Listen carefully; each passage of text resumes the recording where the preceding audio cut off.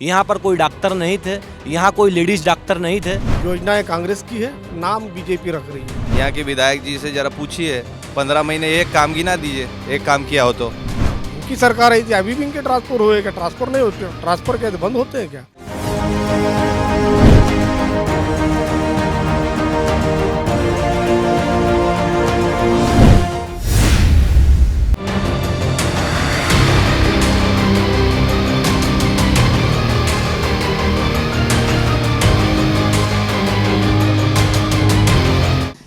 नमस्कार, मैं हूं रुचि वर्मा। 10 सूत्र के अभियान क्या है एमपीसीजी का मूड के इस पड़ाव पर हम आ पहुंचे हैं राजपुर विधानसभा क्षेत्र में। राजपुर बड़वानी जिले के अंतर्गत आता है और इसकी 3 विधानसभा सीटों में से एक है। ये सीट अनुसूचित जनजाति के लिए आरक्षित है और फिलहाल कांग्रेस के बाला बच्चन यहाँ से विधायक है। तो चलिए मिलते हैं राजपुर की जनता से, यहाँ के जनप्रतिनिधियों से, और जानते हैं कि राजपुर के मुद्दे क्या हैं, यहाँ की समस्याएं क्या हैं। साथ ही में हम जानेंगे कि 2018 में जो चुनावी वादे किए गए थे वो कितने पूरे हुए, और अगर आज चुनाव होते हैं तो यहाँ की जनता किसका राजतिलक करेगी। आइए मिलते हैं।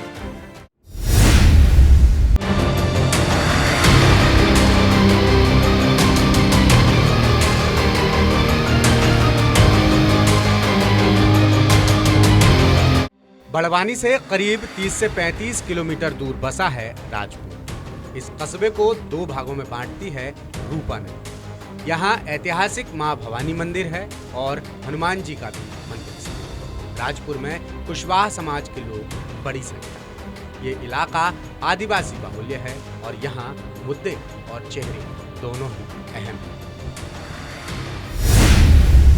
कुक्षी, गंधवानी और झाबुआ की ही तरह इस आदिवासी बाहुल्य सीट पर भी कांग्रेस का एक तरफा राज रहा। अब तक इस सीट पर हुए 14 चुनावों में 10 बार कांग्रेस, 3 बार बीजेपी और 1 बार जनसंघ ने जीत दर्ज की। साल 1957 में अस्तित्व में आई इस सीट पर पहली बार कांग्रेस के मागीलाल ताज सिंह ने जीत दर्ज की।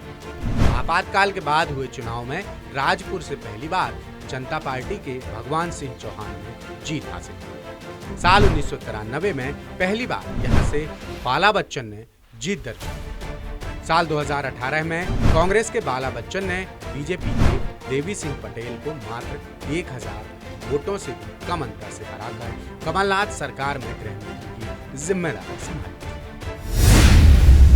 इस आदिवासी बाहुल्य सीट पर जातिगत समीकरण साधना दोनों ही पार्टियों के लिए बेहद चुनौतीपूर्ण है। यहाँ देवी सिंह पटेल और बाला बच्चन की जीत में सबसे अहम भूमिका जातिगत समीकरण की ही है। जयस के आने से दोनों ही पार्टियों के जातिगत समीकरण साधने के सभी दांव पेच खतरे में पड़ते नजर आ रहे हैं। बाला बच्चन राजपुर पंसेमल से 4 बार 2013, 2008, 1993 और 1998 में विधायक रह चुके, लेकिन 2018 में हुए चुनाव में 1000 से भी कम वोटों की जीत ने बाला बच्चन की चिंता बढ़ा दी। हालांकि बीजेपी के देवी सिंह पटेल के निधन के बाद से यहाँ कौन मैदान संभालेगा, इसको लेकर खींचतान जारी है।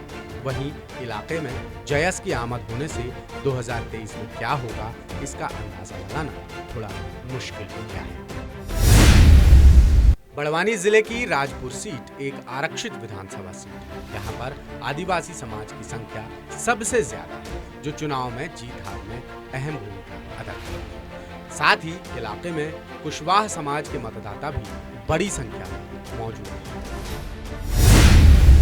राजपुर में जातिगत समीकरण के साथ मुद्दे भी खास भूमिका निभाते हैं। आदिवासी बाहुल्य इस इलाके में मूलभूत सुविधाओं की कमी और रोजगार के लिए पलायन एक बड़ी समस्या है।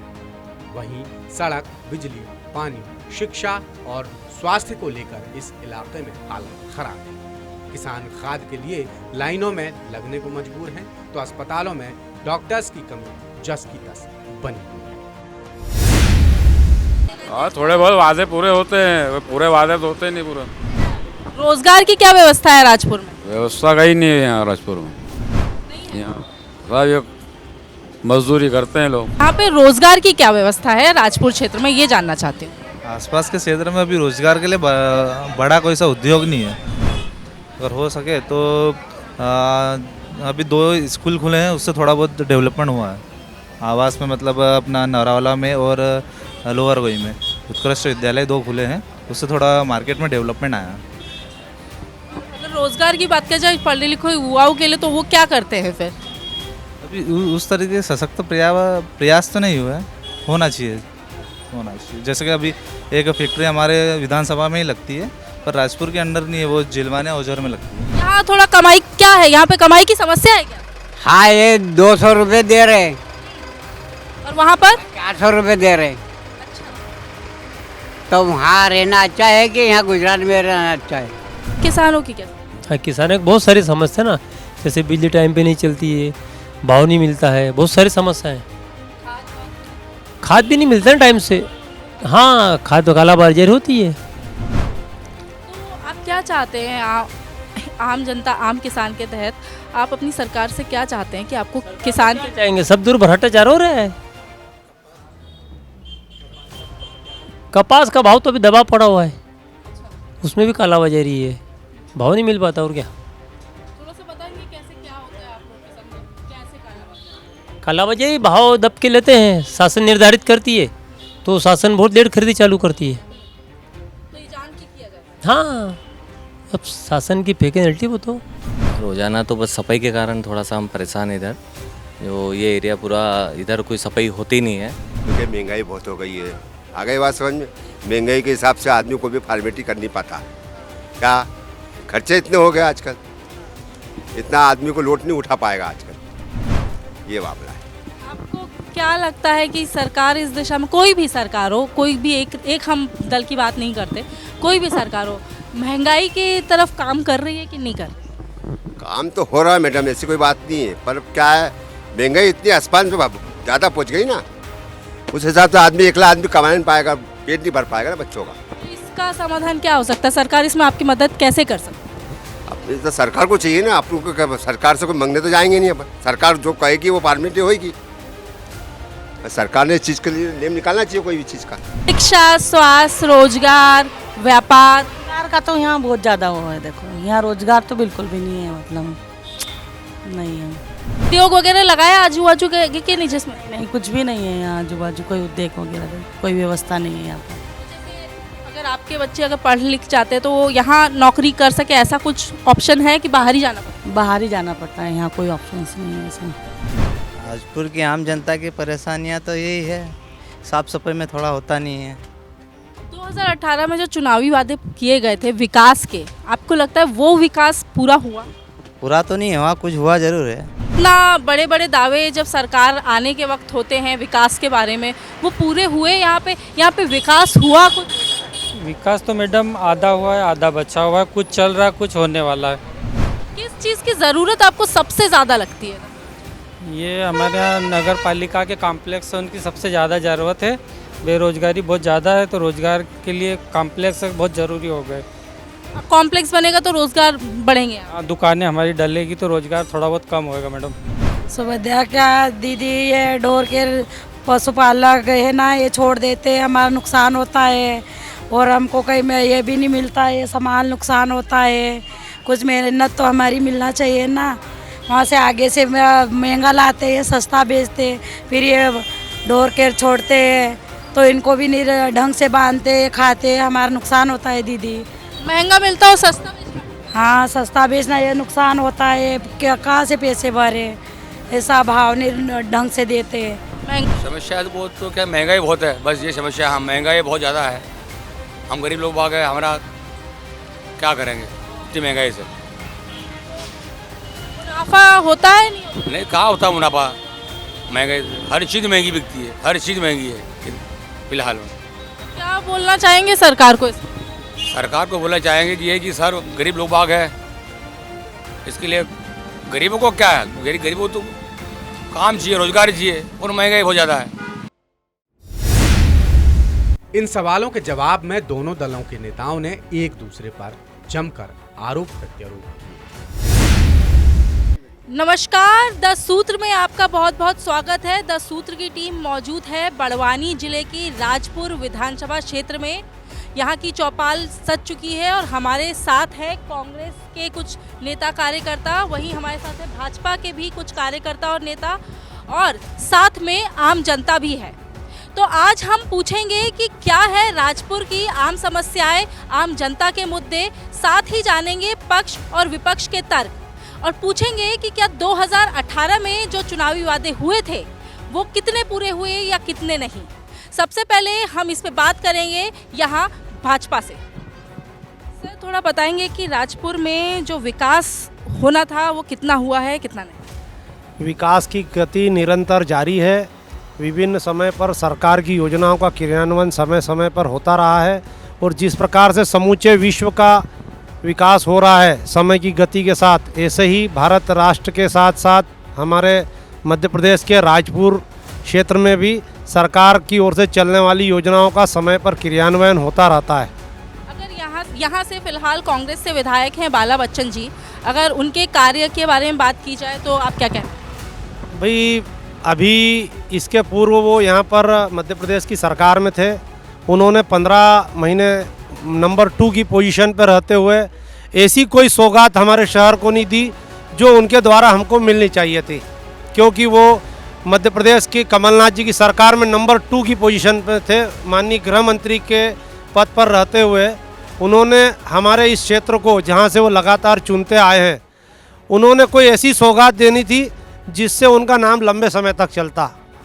सवाल मैं कांग्रेस के पास ले जाना चाहूँगी कि बाला बच्चन जी यहाँ से विधायक हैं और काफ़ी समय से, कम से कम ये शायद यहाँ इस जगह से चौथी बार बने हैं और अगर पूरे जिले को देख लिया जाए तो 5 बार विधायक बन चुके हैं। यहाँ से आरोप है कि बाला बच्चन जी ने राजपुर को वो सौगात अभी तक नहीं दी है विकास की जो उनको दे देनी चाहिए थी। इस पर आपका क्या कहना है? सर्वप्रथम तो बाला बच्चन जी ने यहाँ पर लोअर को योजना ला के दी है। जो अभी यह सिंचित हो रहा है पूरा क्षेत्र, वो उन्हीं की बदौलत हो रहा है। और यहाँ पर राजपुर में हॉस्पिटल, ये उनकी बदौलत आई है। और राजपुर में सीमेंटीकरण बाला बच्चन की तरफ से हुआ है सभी। यहाँ पे जो पिछली सरकार थी, पिछली कमलनाथ ने 5 करोड़ रुपए दिए थे जब वो नगरीय प्रशासन मंत्री था। तो यहाँ पूरे अगर डामरीकरण देखे जाए तो पूरे कांग्रेस के द्वारा ही किया गया है। नगर पंचायत भारतीय जनता पार्टी की है ही राजपुर में और लगातार विकास के यहाँ पर कार्य चल रहे हैं। तमाम जो प्रधानमंत्री आवास योजना हो, प्रधानमंत्री जन कल्याण योजना हो, स्वास्थ्य संबंधी योजना हो, उसको तमाम जो जनता को जो मूलभूत सुविधाएं मिलना चाहिए वो भारतीय जनता पार्टी की सरकार द्वारा पुरजोर तरीके से जन कल्याणकारी योजना है। भारतीय जनता पार्टी की नगर पंचायत परिषद और भारतीय जनता पार्टी के सांसद, राज्यसभा सांसद और हमारी भारतीय जनता पार्टी के लोगों ने लगातार विकास किया।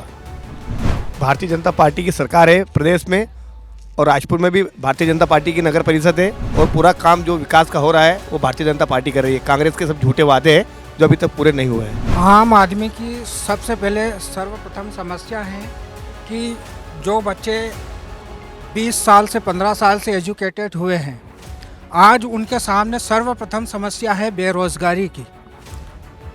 मैं ये समझता हूँ कि इन 15 से 20 सालों में जो बेरोजगारी का मापदंड बढ़ा है, मेरे ख्याल से शायद ही इस स्तर तक बढ़ा होगा। अगर देखा जाए तो सबसे बड़ी समस्या आज बेरोजगारी है। उसके बाद अगर द्वितीय समस्या देखा जाए तो महंगाई है। महंगाई इस कदर कमर तोड़ महंगाई है कि पहले 100 रुपये में पूरी गृहस्थी चल जाती थी, मगर आज 500 रुपये भी आदमी को पता नहीं चलते हैं। रोजगार की बात की तो रोजगार की जो कमी है उसके लिए आप जिम्मेदार देखो, जो रोजगार की सबसे बड़ी जो समस्या है, जो वर्तमान में सरकार है, उसी की जिम्मेदारी बनती है। 20 सालों से तो हमारे शिवराज मामा ही है सरकार में बीजेपी के, तो ये प्रतिबद्धता तो उनकी ही बनती है कि आखिर बेरोजगारी को कम कैसे किया जाए और अगर जो बच्चे शिक्षित है तो उनको किन क्षेत्र में रोजगार दिया जाए। सबसे बड़ी समस्या तो मैं मानता हूँ कि बेरोजगारी एक ऐसी समस्या है कि जिसका निराकरण 15 से 20 साल में किसी भी स्तर पे हुआ नहीं। आरोप लगाना अलग बात है, धरातल पे दिखता है। 2003 के पहले का मध्य प्रदेश और आज के मध्य प्रदेश में ज़मीन और आसमान का अंतर है। जब कांग्रेस की सरकार थी तो सुबह से लगा के रात को 9 बजती थी राजपुर और इंदौर जाने में और आने में। ये बदलाव मुमकिन हुआ है तो भारतीय जनता पार्टी की मध्य प्रदेश के अंदर जब से सरकार बनी है, और विकास चारों तरफ विकास है। तमाम प्रकार की राजपुर की आप बात कर लो, यहाँ पूरे गड्ढे थे नगर में। जब नगर पंचायत राजपुर में हमारा अध्यक्ष नहीं था, इससे पूर्व कांग्रेस का अध्यक्ष था, जैसे ही हमारा अध्यक्ष बना पूरे नगर के अंदर डामर बिछाया। आप चाहे यहाँ पूछ सकते हो, पूरे नगर के अंदर डामर बिछाया। रही बात जनता के विकास की, तो प्रत्येक घर में नगर पंचायत में कम से कम 2000 आवास दिए परिवारों को। 2000, आप कल्पना करना कि 2000 2.5 लाख रुपए प्रत्येक व्यक्ति को, 2.5 लाख रुपए।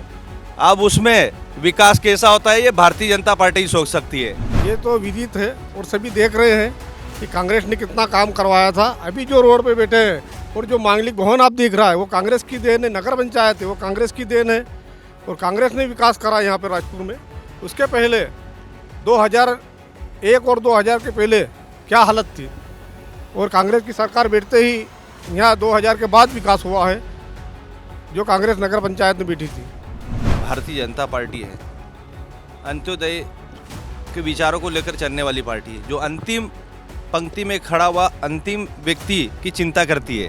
रोजगार शिवराज सिंह चौहान की सरकार में अच्छा मिल रहा है, रोजगार युवाओं को भी मिल रहा है। मुख्यमंत्री द्वारा ऋण दिया जा रहा है, जिससे बहुत सारे युवाओं को रोजगार मिला है। शिवराज जी की बहुत अच्छी अच्छी योजना है जिससे रोजगार मिलता है। पिछली कांग्रेस की सरकार में रोजगार नाम से कोई चीज़ नहीं थी।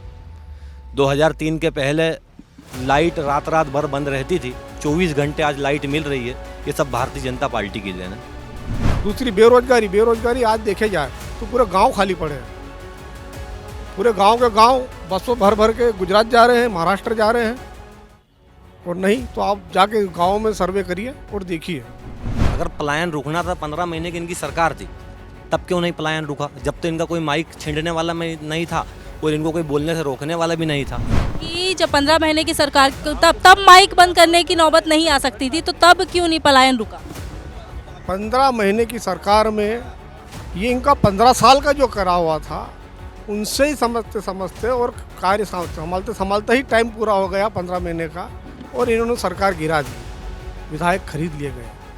हमारी जो सरकार चलती और कर्जा माफ भी होता किसानों का, और हो भी रहा था, धीरे धीरे सब काम चल रहा था। ये सब झूठी और बेबुनियाद बातें हैं। देश में, पूरे प्रदेश में एक वातावरण बना था भारतीय जनता पार्टी का। देश के यशस्वी प्रधानमंत्री माननीय नरेंद्र मोदी द्वारा तमाम प्रकार की जन कल्याणकारी योजनाएं जनता को समर्पित की गई। कई योजनाएं ऐसी है उनको गिनाते ही अभी टाइम लग जाएगा। मेरा निवेदन कांग्रेसी बंधुओं से यह है कि सरकार गिराई नहीं गई थी, सरकार ऑटोमेटिक गिर गई थी। मेरे पास सारी पात्रताएं थी, अनुभव था, उसके बाद भी मुझे नगर परिषद राजपुर से किसी भी प्रकार का रोजगार प्राप्त नहीं हुआ। एक ड्राइवर के पद के लिए मुझे यहाँ से रोजगार प्राप्त नहीं हुआ, तो आप समझ सकते हैं कि बेरोजगारी की समस्या क्या है। एमए करने के बाद भी अगर एक छोटे से पद के लिए आदमी को इतना संघर्ष करना पड़ेगा, तो किस स्तर पर बेरोजगारी समस्याएं दूर हुई? डबल इंजन की सरकार बोलने वाले हैं, और करीब करीब भारत में कांग्रेस की 2 ही सरकारें हैं, 2 ही राज्यों में सरकार है। बाकी की सभी राज्यों में करीब करीब 18 या 19 राज्यों में बीजेपी की सरकार है। और अब बेरोजगार क्यों हो रहे हैं? अब ये रोजगार हटाए, रोजगार देके 2 करोड़ रोजगार देने की जो बात हुई थी वो अभी तक पूरी क्यों नहीं हो रही है? कहाँ गए वो 2 करोड़? बेरोजगारी की बात करें तो आम जनता की राय अच्छी है कि बेरोजगारी है, मुद्दा बड़ा मुद्दा है, लेकिन आज का युवा पढ़ लिख कर शिक्षित बनकर सिर्फ सरकारी नौकरी करना चाहता है, प्राइवेट नौकरी कोई करना नहीं चाहता है। आज लाखों एनजीओ चल रहे हैं, लाखों एनजीओ में लाखों भर्तियां हो रही है, लेकिन कोई इसको करना नहीं चाहता क्योंकि वहाँ की सैलरी कम है, वहाँ का कुछ अनुकंपा नियुक्ति नहीं है, वहाँ के बहुत बड़े मुद्दे होते हैं। सारों को सारी चीज़ें, सारी सुविधाएं चाहिए, इसलिए सारे जितने भी लोग होते हैं 1 लाख भर्तियाँ निकाल ली मान लो मुख्यमंत्री शिवराज सिंह चौहान ने, उस पर 1 करोड़ फॉर्म डल जाएंगे। 1 लाख भर्तियाँ कहाँ लगेगी? पहले सब्सिडी की बात कर रही है, गैस की सब्सिडी की। अभी कहाँ सब्सिडी आती है? 1150 रुपये टंकी हो, आज 300-400 रुपये मजदूर ले रहा, तो उसको घर भी तो चलाना है। तेल कहाँ है? पहले तेल 70 रुपये किलो था, आज 100-150 रुपये, 160 रुपये। गैस की टंकी, शक्कर के भाव, गुड़ के भाव आज का है? महंगाई की जहाँ तक बात है, पूरे विश्व में महंगाई है, कोई भारत में महंगाई नहीं है। और जहाँ तक अर्थव्यवस्था की बात करते हैं तो अर्थव्यवस्था अन्य देशों से भी भारत की अर्थव्यवस्था ठीक है, महंगाई थोड़ी है, पर पीछे ये भी देखो कि पीछे 2 साल कोरोना का कैसे गया। कोरोना में जो सरकार को जो लगा उसमें कुछ महंगाई बढ़ी है, हम उससे इनकार भी नहीं करते, बाकी महंगाई बढ़ी है तो इधर भी किसानों के भी दाम बढ़े। कांग्रेस के टाइम में गैस टंकी सस्ती मिल रही थी तो सब्सिडी 450 डलती थी।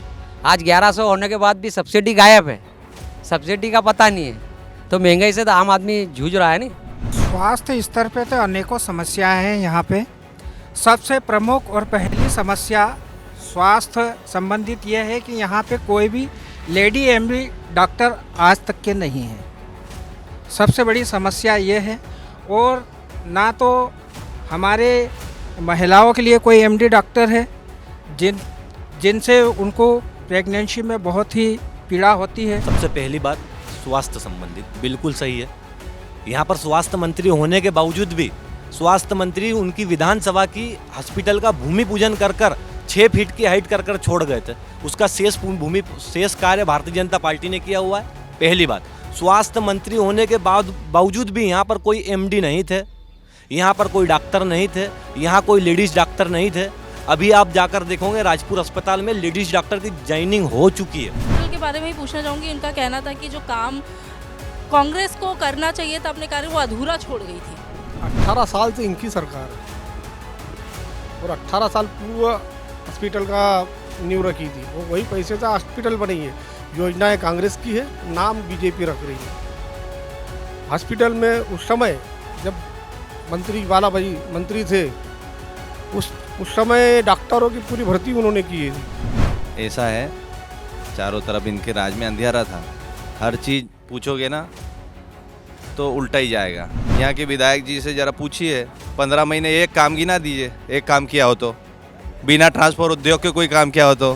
कोई भी सरकार आती है वो अपने हिसाब से अधिकारियों कर्मचारियों को सेट करती है। इनकी सरकार आई थी, अभी भी इनके ट्रांसफर हुए क्या? ट्रांसफर नहीं होते, ट्रांसफर क्या बंद होते हैं क्या?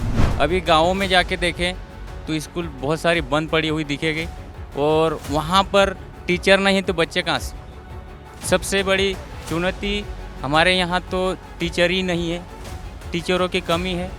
और बहुत सारे स्कूलों में जाते हैं बच्चे, वहाँ पर व्यवस्था नहीं स्कूल में। सारी स्कूलों में बेहतर व्यवस्था है, शिवराज सरकार ने कर रखी है। अभी वर्ग 1 की भी ज्वाइनिंग टीचरों ने कर ली है, 2 की भी कर ली और 3 का डॉक्यूमेंट वेरिफिकेशन चल रहा है। सारी वैकेंसियाँ निकली थी, उनकी पोस्टिंग भी टीचरों के एक स्कूल में मेरे हिसाब से 3 से 4 टीचर है। स्वास्थ्य के बारे में जो पहले व्यवस्था थी और ऐसी व्यवस्था अभी नहीं मिल रही है, अभी और चल रही है बोल रहे हैं, तो अभी और देखते हैं। पहले तो हम देखे थे तो व्यवस्था स्वास्थ्य पे कोई इतनी वो नहीं है, सुविधा नहीं है। और ग्रामीण क्षेत्र में जो 108 जाने का था वो भी नहीं टाइम पे पहुंच पाती है, लोग परेशान होते हैं। और ये प्रधानमंत्री आवास योजना जो है 1 लाख 2 लाख पहले जो डीपीआर बनी है उस डीपीआर को पहले फाइनल करना चाहिए।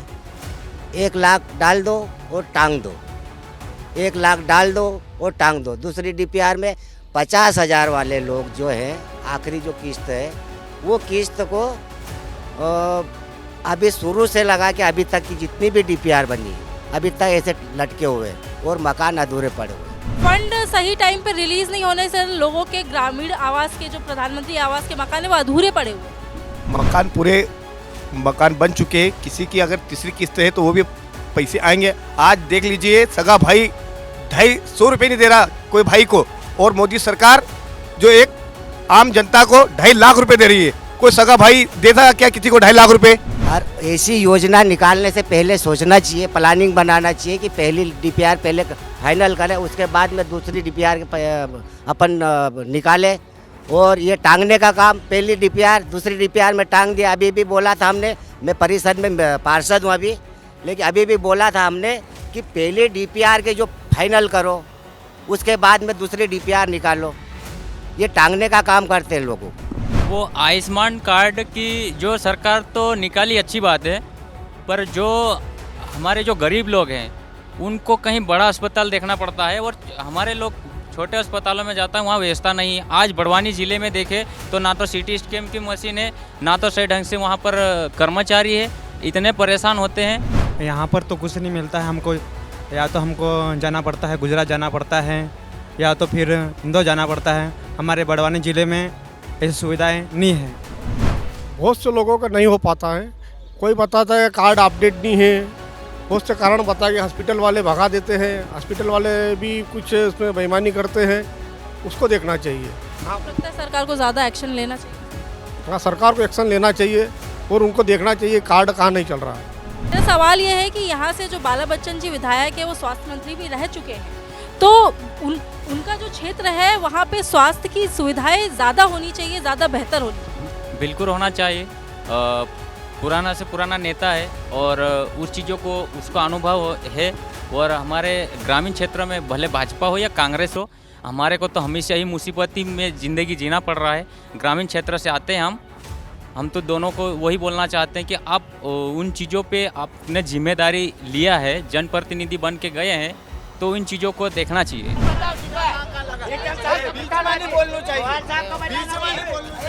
आप माइक पे बोलिए। करनू सिंह को माइक पे बोलिए। वही के बोल रहा कि डिबेट में अपनी बात बोलो, आप जिससे पूछोगे उसकी बात करेंगे। हमारे जो आदिवासी लड़कियां गई है आपके सामने गई है, अभी आज इनकी लड़कियों जो लड़की की जो पढ़ाई एजुकेशन उनकी गई है। अब छोटे छोटे बच्चे 12 से 13 साल के बच्चे जाते हैं, छोटी छोटी लड़कियां जाती है और मजदूर करके आती है। सुबह 5 बजे से जगती है और वापस 8 बजे जाती है। ऐसी हालत है हमारे मध्य प्रदेश में। और सरकार बोलती है कि सबके साथ में विकास और सबके साथ। वहाँ पर भी ये सीजनली जाते हैं, सीजन में जाता है ना, बच्चों को परिवार को उनको भी ध्यान में है। जो परिवार जाते हैं उनको भी तो ध्यान में है कि हमारे बच्चों को कहाँ ले जाना है। वो तो मजबूरी में जा, क्यों मजबूरी में? का सोच के तो ऐसा नहीं है, हम भी परिवार से बच्चों को पहले व्यवस्थित करते उसके बाद जाते हैं ना काम पे। उसकी जिम्मेदारी तो परिवार की है कि नहीं है। कई गांव में खाली पड़े और बच्चों की पढ़ाई नहीं हो पा रही है। कुछ बच्चे छोड़ जाते हैं यहाँ पर, जिनके माँ बाप ढंग से स्कूल भी नहीं भेज पाते हैं इनकी। और यहाँ पर स्कूल में 20 बच्चे हैं, वो स्कूलें करीब करीब बंद कर दी जा रही है। इसलिए बच्चों की पढ़ाई रुक रही है, बच्चे पलायन में जा रहे हैं साथ में उनके। और ये जो आरोप लगा रहे हैं कि विद्यालय बंद किए जा रहे हैं, उसमें सेमराइज विद्यालय की बात कर रहा हूँ मैं। इनको शायद जानकारी में नहीं है। सेमराइज विद्यालय में ऐसा है मैडम कि जितने जो विद्यालय बनेगा उस विद्यालय में वहाँ का प्राध्यापक भी वहीं रुकेगा, वहाँ छात्र भी रुकेंगे। ये आपने एक क्वेश्चन एक मित्र ने किया था कि यहाँ जो बालिका निकल के गई वो पलायन के लिए जाती है, उसका एक मैं उत्तर देना चाहता हूँ कि मध्य प्रदेश के प्रत्येक ब्लॉकों में कन्या छात्रावास योजना जो है, कन्या आश्रम बने हुए हैं। और कन्या आश्रम के साथ साथ केंद्र सरकार की योजना ऐसी योजना भी बनी हुई जहाँ 500-600 की छात्रा संख्या में छात्राएं रह रही है। मध्य प्रदेश में जन भागीदारी और गेस्ट फैकल्टी हायर गेस्ट में बहुत सारे अतिथि विद्वान कार्य करते हैं। उनको लेकर भी अभी सरकार की मंशा क्लियर नहीं हुई है। पिछली सरकार ने भी बोला था हम रखेंगे, और जीतू पटवारी ने भी आश्वासन दिया था, उसके बाद भी वो कर नहीं पाया। अतिथि विद्वानों को जो रेगुलराइज करना चाहिए, तो वो बहुत बड़ी समस्या। और जनभागीदारी के अतिथि विद्वानों की बहुत बड़ी समस्या है। ये अभी सरकार का काम है। और फिलहाल में जो सरकार चल रही है वो नियुक्ति करेगी। अब कांग्रेस सरकार बनेगी तो आगे करेगी, और उसका वादा करा है, करेगी सरकार। 15 महीने क्या दिक्कत थी? सो रहे थे क्या? 15 महीने भी तो सरकार थी और वादे करके आए थे। अभी बेरोजगारी की बात बहुत देर से कर रहे थे। 4000 रुपये की घोषणा करी थी। 15 महीने में एक भी ऐसा युवा यहाँ राजपुर नगर में हो या विधानसभा में मध्य प्रदेश में बेरोजगारी भत्ता कर दिया हो 1000 रुपये भी। जीतू पटवारी उच्च शिक्षा मंत्री थे, तब भी उन्होंने आश्वासन दिया था। जब ज्योतिराज सिंधिया जो मुख्यमंत्री नहीं थे और जब वो कांग्रेस से समर्थन वापस ले रहे थे, उस समय भी सिंधिया ने अतिथि विद्वानों के यहाँ पर गए थे और बोला था कि हम हमारी सरकार बनेगी। तब हम जब सरकार कांग्रेस बीजेपी की थी, जब सिंधिया जी और कमलनाथ जी अतिथि विद्वानों के धरना प्रदर्शन में भी गए थे, और उन्होंने उस समय भी कहा था कि हम जो जनभागीदारी के अतिथि हैं और जो गेस्ट फैकल्टी के उच्च शिक्षा के उनको हम नियमित करेंगे और उनके लिए कुछ योजना बनाएंगे। ना तो वो कोई योजना लेके आ रहे हैं दोनों ही दल। कब करेगी मध्य प्रदेश में माननीय मुख्यमंत्री शिवराज सिंह चौहान की सरकार पिछले 18 साल से लगातार पे वादे करते जा रहे हैं। रोजगार देंगे, युवाओं को नौकरी देंगे, सुविधा शिक्षकों के भर्ती करेंगे, लेकिन कब करेंगे हम पूछना चाह रहे हैं। ये बताएं कि यहाँ की जो प्रतिनिधि मंडल है वो बताएं कि लगातार झूठ पे झूठ बोला जा रहा है और बेरोजगारी के साथ अन्याय किया जा रहा है, शिक्षकों के साथ अन्याय किया जा रहा है, महिला कर्मचारी, महिला आंगनवाड़ी कार्यकर्ता के साथ अन्याय किया जा रहा है। केवल भारतीय जनता पार्टी धर्म का राजनीति करती है और वोट बैंकिंग की राजनीति करती है और मुद्दों से भटकाने का काम कर रही है। जो माननीय शिवराज सिंह चौहान जी ने बिरसा मुंडा के गौरव दिवस पर पैसा एक्ट लागू किया, उन पे भी सरकार को बधाई दे। देखिए, पैसा एक्ट कानून जो लागू करने का 15 नवंबर को जिन्होंने हवाला दिया कि 15 नवंबर को पैसा एक्ट कानून लागू किया जाता है, तो हम धन्यवाद भी कहना चाहते हैं कि माननीय मुख्यमंत्री जी को। लेकिन जिस प्रकार पैसा एक्ट कानून तैयार किया गया था, भारतीय संविधान की 6वीं अनुसूची के पैटर्न में पे पैसा एक्ट कानून लागू करना था, लेकिन इस प्रकार नहीं किया गया है। और पैसा एक्ट कानून में ग्राम पंचायतों को शक्ति दिया जाना था, लेकिन ग्राम पंचायतों में कहीं पर भी वित्तीय पावर का अधिकार नहीं दिया गया है। ये बड़ी बात। पैसा एक्ट लागू किया गया है। मेरे मित्र का ये कहना है कि 6वीं अनुसूची के आधार पर लागू करना था। ये बड़वानी जिला जनजाति बाहुल्य जिला है, पर मध्य प्रदेश में 5वीं अनुसूची लागू, 6वीं अनुसूची जहाँ 100% 90% से ऊपर जनजाति लोग रहते हैं, वहाँ पर 6वीं अनुसूची लागू होती है। मध्य प्रदेश में लागू नहीं हो सकती, क्योंकि यहाँ पर 5वीं अनुसूची लागू है। और पैसा कानून जो लागू किया गया है उसमें ग्राम सभा को पर्याप्त अधिकार दिया गया। और रही वित्तीय प्रभाव की बात, तो उसको लेकर भी विचार किया जाएगा। मैं जानना चाहती हूँ, बाला बच्चन जी के कार्यकाल पे भाजपा का अभी क्या टेक है? कार्यकाल से नाखुश है उनके हम। कुछ विकास नहीं किया हुआ है। गृह मंत्री रहते हुए 15 महीने में उन्होंने कुछ विकास नहीं किया, बदले की भावनाओं से लोगों को फंसाया हुआ है। स्वास्थ्य मंत्री रहते हुए स्वास्थ्य सुविधाएं नहीं दी थी उन्होंने। आप खुद 15 महीने की सरकार में जब पीछे देख लीजिएगा, पुलिस आवास नहीं है। यहाँ पर लगातार जो विकास होना था, जिसमें कहीं ना कहीं देखो पक्ष विपक्ष होता है, लेकिन यहाँ पर जो क्षेत्रीय मुद्दों को लेकर जो विकास करना था, जो विकास किया है, जिनको करना था, जिनका कर्तव्य था, वो किया होगा। और बाकी वर्तमान में हम मीडिया बंधु और आप सभी समझ सकते हैं कि सरकार किसकी है। सरकार जो पावर में विधायक निधि से जो जिनके अधिकार क्षेत्र में होता होगा वो तो करना ही पड़ता है। मैंने पूछा कि आदिवासी शब्द कौन से संविधान में लिखा गया है, और इस जनजाति शब्द को शर्मनाक बोल रहे हो। इनको शर्म आना चाहिए कि संविधान में बाबा साहब अम्बेडकर ने जनजाति शब्द दिया गया है, और ये आदिवासी शब्द को लेकर भ्रमजाल फैला रहे हैं। 1950 में लागू हुआ, जिसमें अनुसूचित जनजाति का दर्जा दिया गया, नहीं कि जनजाति का। जनजाति, जन मतलब जाति, जन मतलब जनता, और जाति कोई सी भी हो सकती है। आदिवासी मतलब आदि काल से रहने वाले। ये सुप्रीम कोर्ट के जो जजमेंट है वो भारत में आदिवासी रहते स्वीकार करते हैं, लेकिन इनको जनजाति गौरव दिवस बोल सकते, तो क्या उन्हें अनुसूचित जनजाति और आदिवासी गौरव दिवस क्यों नहीं मनाया जा सकता है? राज्य सरकार वायदे पे वादे करी जा रही है, घोषणाओं की मशीन बन चुका है मुख्यमंत्री जी। और अभी तक कई पिछली घोषणाएं भी उनको याद नहीं होगी कि मैंने कौन सी घोषणाएं की थी, वो अभी तक पूरी हुई है कि नहीं हुई है, वो भी कभी पीछे फिर के देखा नहीं है। बहुत सी योजनाएं हैं जो नहीं हुई है, अधूरी है उनकी घोषणाएं। आदिवासी क्षेत्र में ये जो राजपुर में आज यहाँ चौपाल लगाया गया है, आप कभी बस स्टैंड पे जाके नज़ारा देख लेना, यहाँ पर मजदूरों की मंडी लगती है राजपुर में। कोई भी यहाँ पर आज सरकार को ध्यान नहीं है। बड़वानी जिले में 2-2 सांसद हैं, मंत्री जैसे पद हैं, उसके बावजूद राजपुर में मजदूरों की मंडी लगती है। ये बड़ी विडम्बना की बात है कि एक भी प्लान को स्थानीय लेवल पर काम करने के लिए कोई सी भी नीति अभी तक इन्होंने नहीं बनाया। विकास तो आप देख ही रहे हो, और कांग्रेस की सरकार बनेगी और इस बार भरपूर बनेगी, और यहाँ की 4 सीटें बड़वानी जिले की हम जीत के आएंगे और कांग्रेस से काम दिखाएंगे। जय आदिवासी युवा शक्ति संगठन के माध्यम से मिशन युवा नेतृत्व की थीम के ऊपर काम कर रहे हैं। और अभी हाल ही में आप सेंधवा में देखें कि जयस को जी मजबूती जो ज़मीनी लेवल पे बनाई है, जयस एक अलग पैटर्न पे काम कर रहा है। जयस ज़मीनी लेवल को मजबूत कर रहा है और आगामी दिनों में निश्चय ही नए युवाओं को, पढ़े लिखे युवाओं को विधानसभा और लोकसभा में भेजने की थीम पर काम कर रहा है और भेजेगा। इसके अलावा 10 सूत्र ने इलाके के प्रबुद्धजनों, वरिष्ठ पत्रकारों और आम जनता से बात की तो कुछ और सवाल निकलकर सामने आए। पहला सवाल, 15 महीने की सरकार में आपके इलाके के कितने किसानों का कर्जा माफ हुआ, आंकड़ा बताइए। दूसरा सवाल, 15 महीने की सरकार में आपके इलाके के कितने युवाओं को बेरोजगारी भत्ता मिला। तीसरा सवाल, मंत्री और विधायक रहते आपने कितनी राशि इलाके के विकास कार्यों पर खर्च की। चौथा सवाल, शिक्षा और स्वास्थ्य के लिए आपने कितनी राशि विधायक निधि से खर्च की। और पांचवा सवाल, ग्रामीण क्षेत्रों में आपने 4 साल में कितनी सड़कों का निर्माण कराया। विधायक के पास जनता के इन सवालों का कोई जवाब नहीं था। विधायक जनता के सवालों से भागते नजर आए। राजपुर की जनता से बात करने पर समझ में आता है कि अगर हम विकास को देखें तो राजपुर में विकास की काफ़ी कमी है।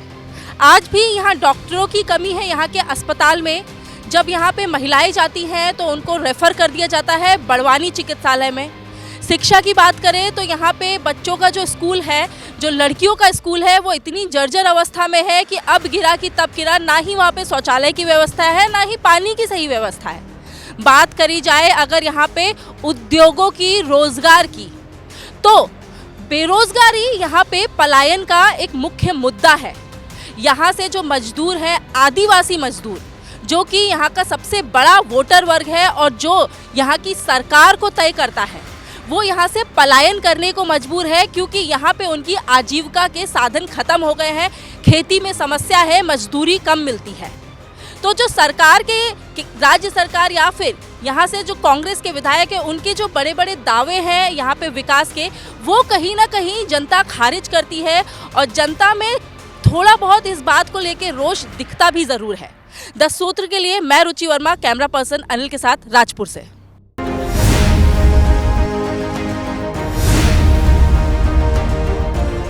द सूत्र की खबरों को देखने के लिए प्ले स्टोर और एप्पल स्टोर से डाउनलोड करें हमारा ऐप द सूत्र। आप हमारी खबरें thesutra.com पर भी देख सकते हैं। Social media platforms Twitter, Facebook और इंस्टाग्राम पर भी हमें फॉलो कर सकते हैं। साथ ही यूट्यूब पर भी हमें सब्सक्राइब करें। यदि आपकी नहीं हो रही कोई सुनवाई और आपके पास है कोई खबर, तो हमारे व्हाट्सएप नंबर 700000244141 पर भेजिए और बनिए हमारे सूत्र।